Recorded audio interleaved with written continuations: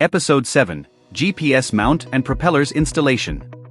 The aircraft's GPS metal mount is a foldable bracket. It's folded at the bottom of the aircraft by default. Before flight, ensure that the mount is unfolded with the GPS logo facing upward to optimize GPS signal reception. First, we need to identify the propeller orientation for proper installation. CW is clockwise rotating propeller. CCW is counterclockwise rotating propeller. Place the aircraft flat on a table. According to the diagram, motors 1 and 4 are equipped with CCW propellers, while motors 2 and 3 use CW propellers.